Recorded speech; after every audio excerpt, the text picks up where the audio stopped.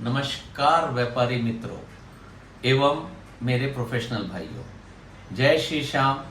GST आज तक BNB law update, इसमें आपका बहुत बहुत स्वागत है। मित्रों, आज दिनांक है 30 अगस्त 2024।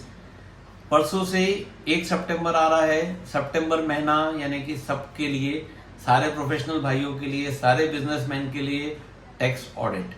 टैक्स ऑडिट क्या होता है? टैक्स ऑडिट होता है इनकम टैक्स का कंप्लायंस, कि आपका टर्नओवर एक स्पेसिफिक अमाउंट से ज्यादा है तो आपको सीए से आपकी बुक्स को ऑडिट करवाना है, सर्टिफाई करके रिटर्न्स फाइल करना है। लेकिन ये जो फिगर है ना, ये फाइनल एग्जाम्स के फिगर है। ये फिगर जब फ्रीज आउट हो गए ना, इसके बाद कुछ भी नहीं बचता, इसके बाद कुछ नहीं होता। तो इस फिगर को फाइनल करने के पहले आपको क्या करना है, जो जीएसटी में आपको तकलीफ दे सकता है, वो आज आपको मैं समझाने जा रहा हूँ। मित्रों, वीडियो करीबन 10-12 मिनट का होगा, लेकिन समझना बहुत जरूरी है प्रोफेशनल भाइयों के लिए भी, एवं मेरे जो जीएसटी ऑफिसर्स इस वीडियो से जुड़े हुए हैं, इस चैनल से जुड़े हुए, उनके लिए भी, और मेरे व्यापारी मित्रों के लिए भी, एवं बच्चों के लिए भी जो टैक्स ऑडिट कर रहे हैं। मित्रों, जीएसटी में टैक्स और जीएसटी का टर्नओवर और इनकम टैक्स का टर्नओवर, जैसा कि आप जानते हैं, दोनों में डिफरेंस होता है। क्या डिफरेंस होता है? ब्रॉडली 3-4 कैटेगरी का होता है कि कुछ चीजें जीएसटी में टर्नओवर होती है जो कि इनकम टैक्स में टर्नओवर नहीं है। जैसे कि ब्रांच ट्रांसफर, एक जीएसटीएन नंबर से दूसरे जीएसटीएन में सेम पैन नंबर का transfer, sale of fix assets, अगर आपने कार बेची, आपने मशीनरी बेची, इनकम टैक्स में तो ये टर्नओवर में नहीं है, बट इसको जीएसटी में टर्नओवर में लेना है। अगर आपने उसको जीएसटी में रिपोर्ट नहीं किया है और आपके इनकम टैक्स के चार्ट में, फिक्स एसेट के चार्ट में अगर वो डिलीशन ऑफ फिक्स एसेट दिख रहा है, सेल ऑफ फिक्स एसेट दिख रहा है, तो आप पहले उसका जीएसटी पटाइए। अगर आपने जीएसटी नहीं पटाया तो ये फिक्स एसेट का जो चार्ट है, ये आप इनकम टैक्स में जब सबमिट करेंगे, ये फिगर फ्रीज आउट होके आप पे जीएसटी की लायबिलिटी आ जाएगी। वो देखिए, advance received from customer for services.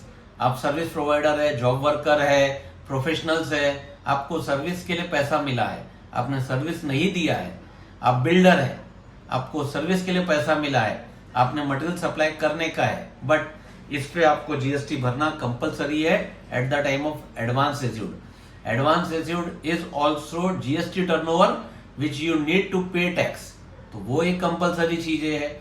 इसके अलावा अगर आप सेकेंड हैंड मोटर व्हीकल में डील करते हैं तो अलग टाइप के टर्नओवर क्राइटेरिया है। In short, GST turnover has a different value than the income tax turnover. तो वो चीज का पहले रिकंसिलेशन करिए।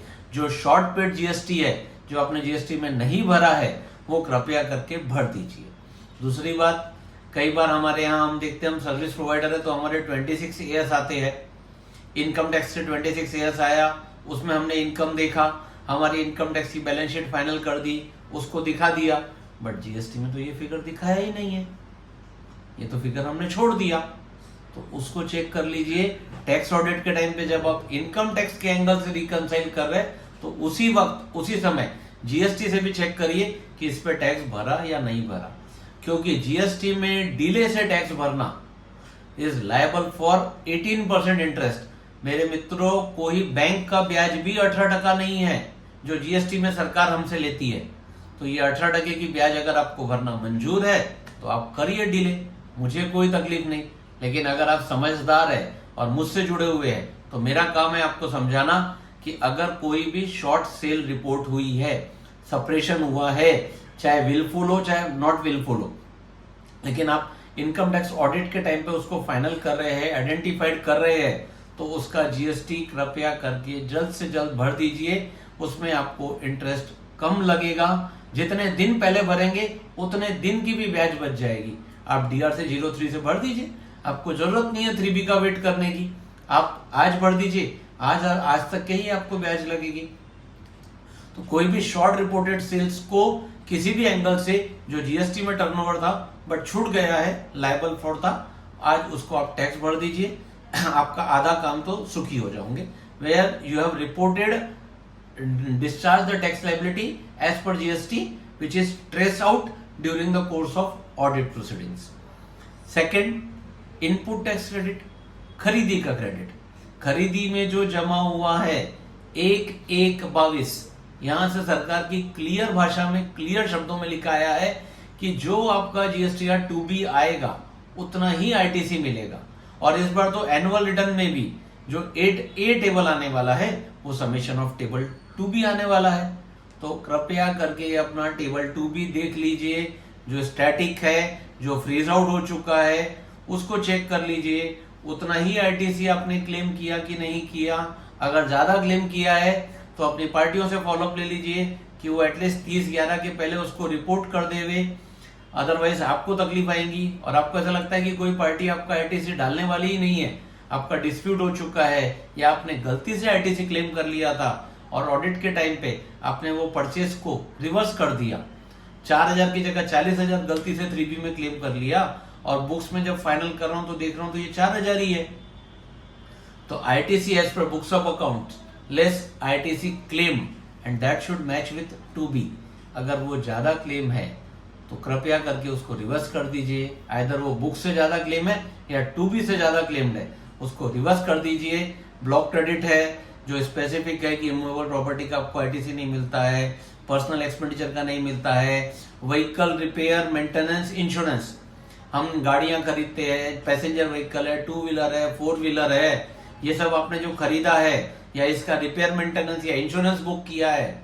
अगर आप ये कार वार में ट्रेडिंग नहीं करते हैं, आप नॉर्मल बिजनेसमैन है, आपने कार खरीदा, 2 व्हीलर खरीदा, उसका रिपेयर किया, इंश्योरेंस किया, या कोई इमूवेबल प्रॉपर्टी खरीदी, गोडाउन बनाया, शॉप बनाई, तो इस पे लगने वाला खर्चा आपको आईटीसी अलाउड नहीं है।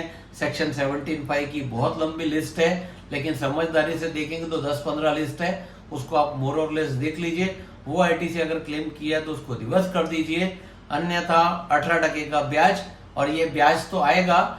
ये बात अगर आप खुद करते हैं तो सिर्फ ब्याज आएगा, अगर डिपार्टमेंट का ऑफिसर आपको ये आइडेंटिफाई करता है तो आपको पेनल्टी भी लगेगी, और ये penalty can go up to 100% of ITC और 100% of short payment of tax, क्योंकि वो सेक्शन 74 में आ जाएगा, तब आपको प्रूव करना मुश्किल होगा।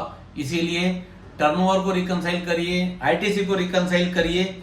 अगर कोई फिक्स एसेट बेचा है उस पे जीएसटी पे मैंने भरा कि नहीं भरा वो आप चेक कर लीजिए।